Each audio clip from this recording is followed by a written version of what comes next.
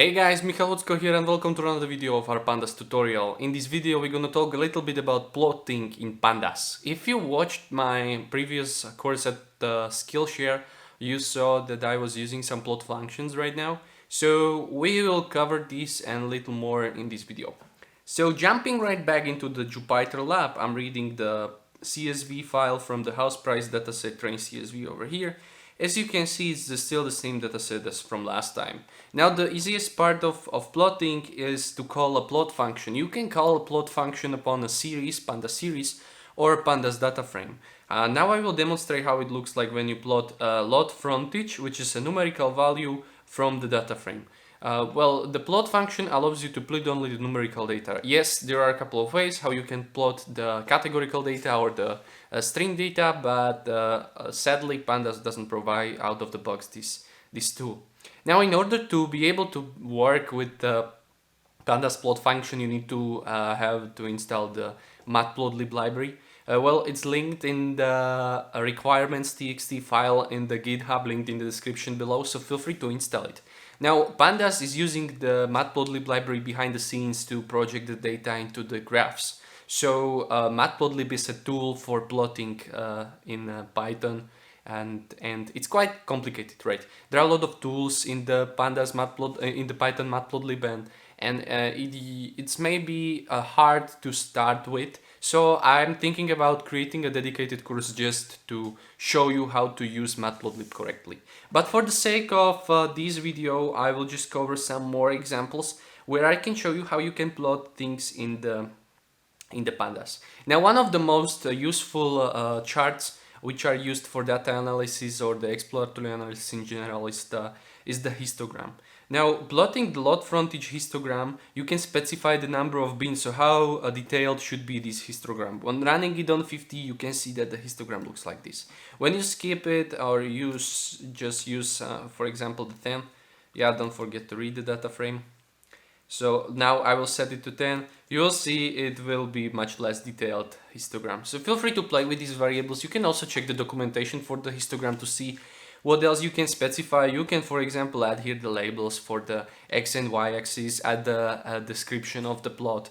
You can also specify the granularity of the labels of the axis. So whether it's just increasing by 50, or you can put there a legend also and something like this.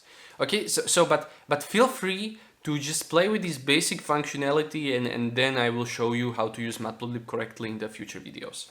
Now, you can plot multiple columns in the same time. For example, here I'm subselecting 3 of the columns and I'm plotting it. As you can see, the legend is in this case provided for you.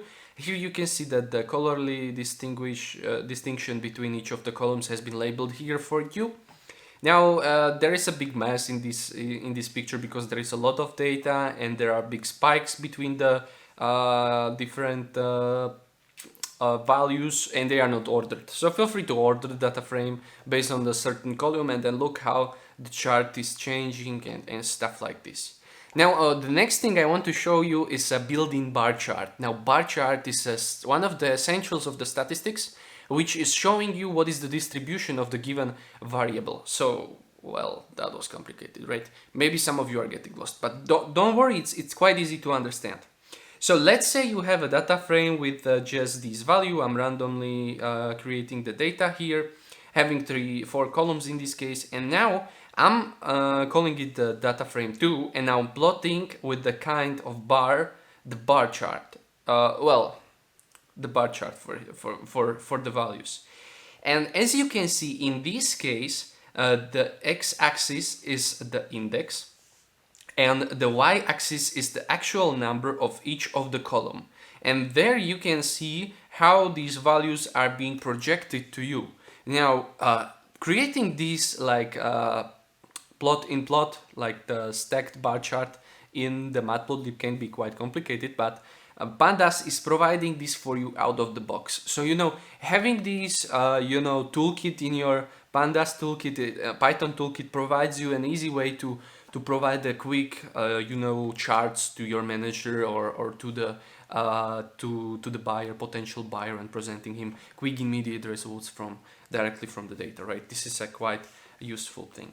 Now let's talk about box plots. I like box plots. Box plots are describing the distribution of the data of the variable which you are targeting on. So what am I talking about? Let's just choose the column sale price from the data frame, the original data frame with the housing prices, and try to box plot the sale price. And as you can see, this beautiful box plot has been printed for you. And now how you can read the box plot? Well, this is not exactly the statistical tutorial, but I will just explain it briefly. The green line in this case refers to the mean of the sale price. Then this is the standard deviation. The square represents the standard deviation between the values, so the plus standard deviation minus standard deviation. There you can also see these like edges of the box plot, which starts for 25 quartile and the 75% quartile. And then you can see some of the outliers which are labeled in the box plot with the round circles. Now, this is the way how I used to interpret the box plot, but sometimes instead of the mean, the median is presented in the box plot, and there can be different like setups of the box plot. So before you interpret some of the box plot, please feel free to refer to a documentation of the box plot on the internet to know exactly how to read the box plot. You can box plot multiple variables. So for example, this is very nice example of how you can box plot sale price based on the MS zoning. You remember the example with the group by. These are exactly the groups, and here you can see how does the value of the sale price fluctuate between each of the group of the MS zoning. So as you can see, boxplot is quite useful tool for getting insights into the data and exploring the dataset on your own. Please feel free to play with the boxplot with your own data and send me some nice pictures so I can see how you are doing with the boxplot and if you are understanding the things which I'm explaining in this beautiful tutorial. Okay guys, thank you very much for watching this video. I hope I will see you in the next one.